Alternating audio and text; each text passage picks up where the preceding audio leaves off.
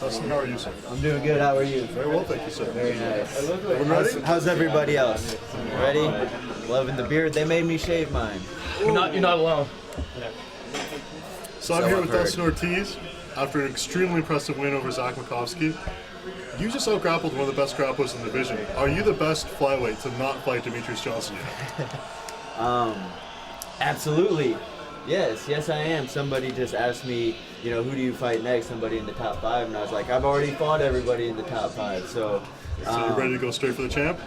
No, you know what? I'm ready, but I'm not ready. I need more time in the octagon. I need a little bit more time, and I will be ready. You can guarantee that. So you've been fighting in the UFC for 2 years now. What's the difference between the Dustin Ortiz we saw tonight and the one that we saw 2 years ago? The one 2 years ago was just go.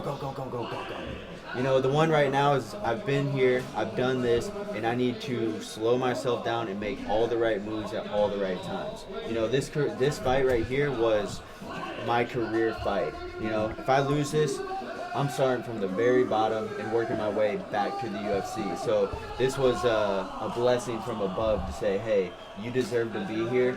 Let's buckle down and get on top of this and go for that championship fight. Dustin, were you surprised you were the underdog in this fight heading into this one? You feel like you've kind of been overlooked a lot in your UFC career.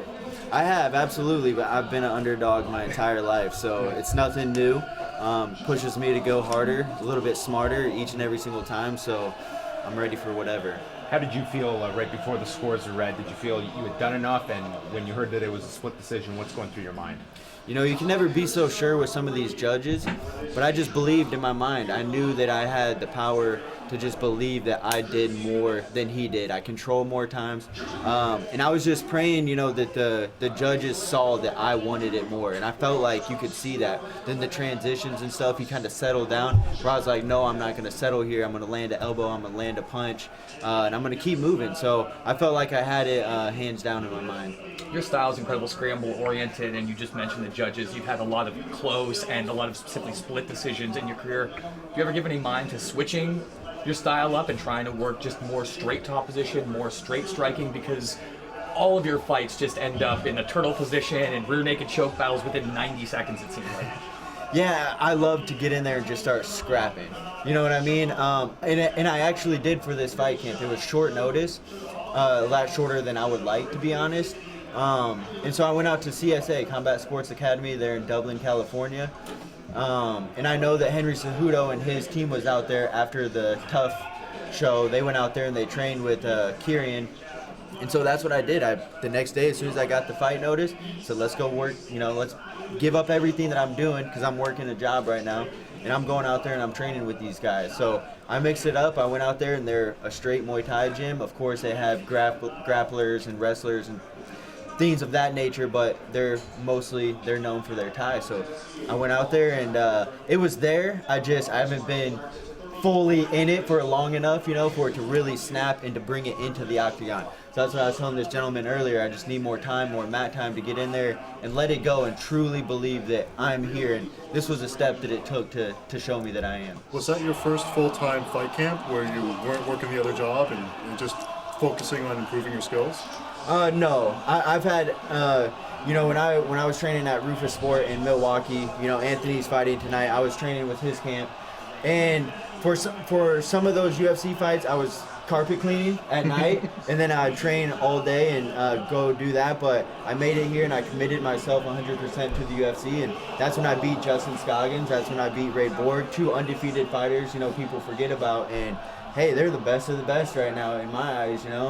So those were times that I set aside work and I was all in, and look, I beat 2 undefeated fighters. So when I'm 100% all in, that's when I'm here. So this was one of them. Sorry, you mentioned going with the new camp for this fight. Is the plan to stay in California, for your camps going forward, or are you going to kind of figure that out after this fight? Yeah, absolutely. This was a step to say, hey, you need to recommit yourself 100% to to being in a certain area. So I loved it out there. It's beautiful out there. They have everything right there. They offer tremendous coaching, tremendous training partners, and all the above. So I want to get into a place that really fits. I'm still kind of searching, to be honest, but I loved it there. So I'll be back after this camp. One of the guys you saw in your corner was Gaston Bolanos, who's for line fights, the top guy. How much has he sort of helped you, in this fight? He was right there this whole training camp. He was right there yelling at me, kicking me.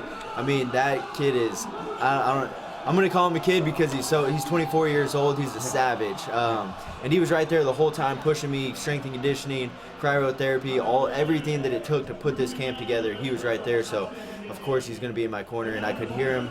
I just wasn't letting go like he wanted me to, so it was a little frustrating. But for being in the first time, I heard him clear as day, and it was amazing. First time fighting in Canada, how was it? Man, I love it here. I love it here. I wasn't expecting such a big crowd the first fight. I've never been the first fight of the night, and they brought it, so it's been amazing so far. When did the commission tell you about your beard that you had to trim it, and what was the reasoning they gave you? I believe it was right after weigh-ins. I sat down with them, and they said that you couldn't pinch it. And I said, you're not allowed to pull hair anyways, so what's the big deal? And they weren't arguing with anybody. So I just, I'm a gentleman. I follow the rules and I get the job done. I shaved it up and I'll grow it right back out. Thanks, Thank you, Dustin. Appreciate it. Absolutely. Thank you guys. Thank you much, sir. Appreciate Great it. fight. Thank you.